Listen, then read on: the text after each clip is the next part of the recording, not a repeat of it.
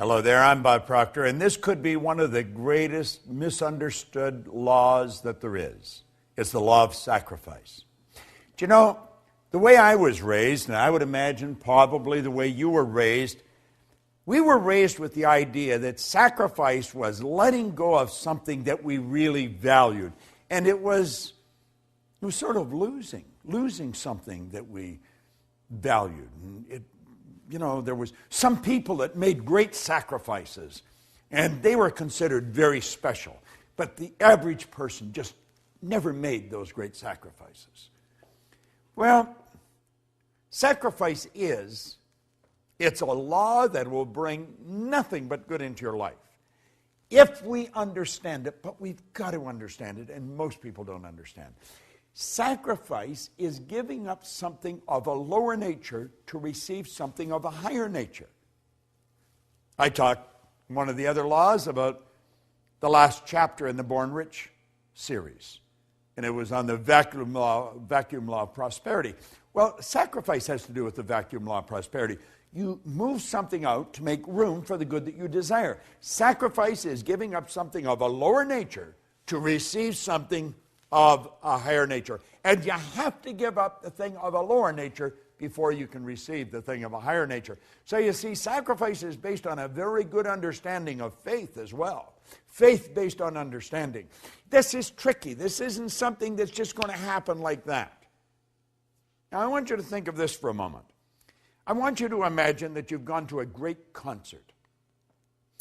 And you are marveled at the performance that you see. Or go to a great stage play and you see acting that is impeccable. Or watch a great award-winning movie and you'll see acting and you'll think, wow. Or you may watch somebody like Tiger Woods. Watch the great athletes. Some great soccer player, a great golfer, a great ball player. Watch the Olympics and you see those swimmers or those athletes, and you think, wow, how does that happen? Well, it doesn't just happen. As this author said, granted, they may be exceptionally gifted, but those final magical results come not by chance or accident, but they come from discipline. Discipline that is consciously chosen, ardently desired, and patiently persisted in. Let me repeat that.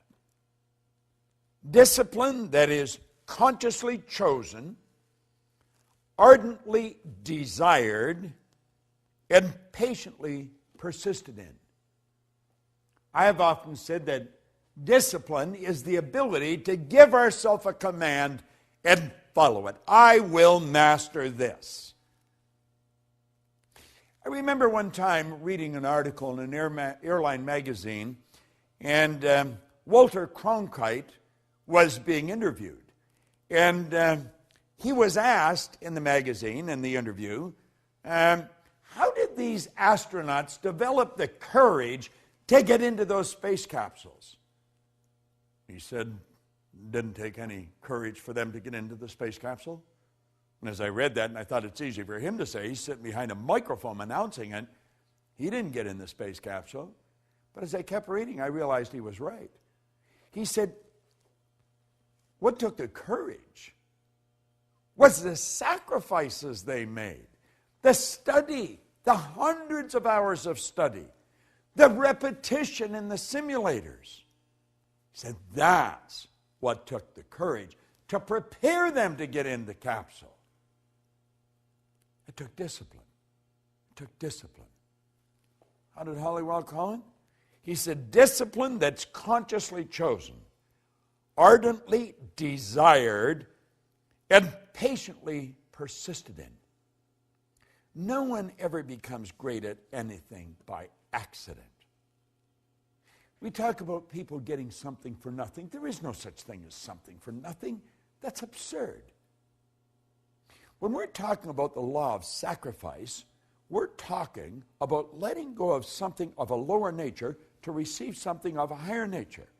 In other words, it's saying, I'm going to give up the ice cream cone now to get the bicycle a little later.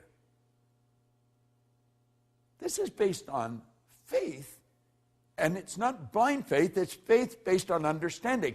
It's understanding that we have this infinite potential, we've got phenomenal potential, we can do better. I talked about it in the law of compensation.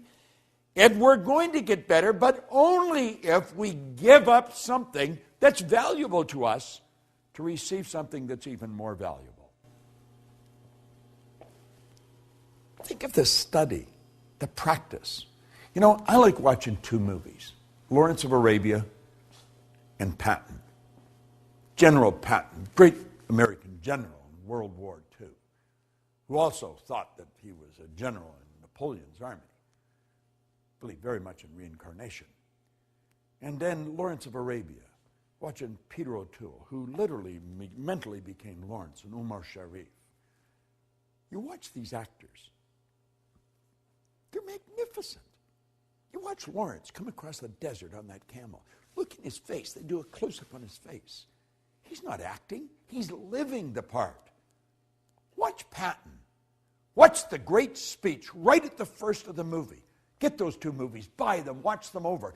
If you want to see people that made sacrifice, understood that law, and lived in harmony with the law to develop the greatness that they always had in them, you'll see it in those movies. Watch Patton. He's so good. You watch Umar Sharif. Wow.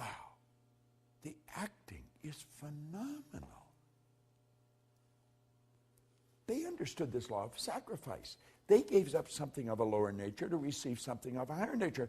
But they had to understand this concept of discipline. See, Hollywell said something always has to be sacrificed for something else. There's your law of compensation coming in here. You've got your vacuum law of prosperity coming in here. You've got to create the space for the good that you desire. Listen to what he says here. People everywhere are awakening to the necessity of disciplining their thoughts and acts. We train domestic animals carefully. We harness the forces of nature to serve us regularly and well. And yet, when it comes to ourselves, the most valued of all, we let our thoughts run wild. No one can obtain their ambitions until they learn to discipline their mental force and are able to control their thinking. See, that's what this whole series is about. That's what all these laws are about. It's about working with the law. It's about bringing our mind into harmony with the law. It's about letting go of things of a lower nature so we can receive things of a higher nature. This doesn't happen by accident. The greatest marketers in the world, they spent years studying what they're doing. The greatest athletes, they spent years perfecting their skills. There's no free lunch. You're not going to get anything for nothing. You're going to have to make sacrifices. You're going to have to give up something of a lower nature to receive something of a higher nature. This whole universe operates by law. The law is something that happens every time for every person everywhere. Yet we've got to understand that sacrifice is a law. Get in harmony with it. Understand it. It's so priceless. Listen to this. Hollywell said, you cannot enjoy the satisfactions and pleasure of a true friendship and indulge in a bad temper. If you will not sacrifice your temper for friendships, you're going to sacrifice your friendships for a bad temper. Isn't that good? One cannot have a sterling character that friends will respect and trust and resort to crooked practices. If he will not give up his crooked ways of trustworthiness, he will have to sacrifice his trustworthiness for crookedness. You don't even have to think too deep on this to realize it's true. But I'll tell you something you will have to do. You'll have to work at it every day to make it a habitual part of your life, to make it a part of your paradigm. You see, most of the things we do are controlled by paradigms, habits. Paradigm's nothing but a multitude of habits. And if we're going to change our life, we're going to have to change our paradigm. We're going to have to sacrifice the habit of a lower nature for one of a higher nature. So do you see, as you study into this, you're going to realize just how important discipline is. And I want to leave you with just an absolutely beautiful concept. You've got to discipline yourself. It's discipline that is consciously chosen. You've got to choose it. Someone else can't give it to you. This is done from within.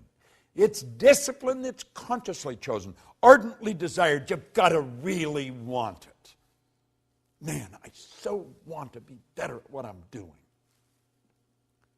And patiently persisted in. Patient persistence. Seems like an oxymoron, isn't it? It's not.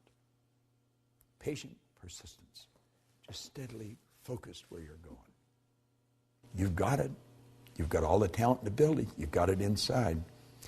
But if you're not prepared to sacrifice what you've got, you're never going to get anything better. And understand this. It's create or disintegrate. If it doesn't get better, it's going to get worse. You've got to discipline yourself. And you've got to live in harmony with this law of sacrifice. You'll be so glad you did. Working in harmony with the laws. It's such a winning concept. I've proved it in my life. My friends all have in their life. That's why they're my friends. We work in harmony with the law. We're not perfect. We're working at it. Every day. I want you to work at it every day. This is Bob Proctor. Thank you.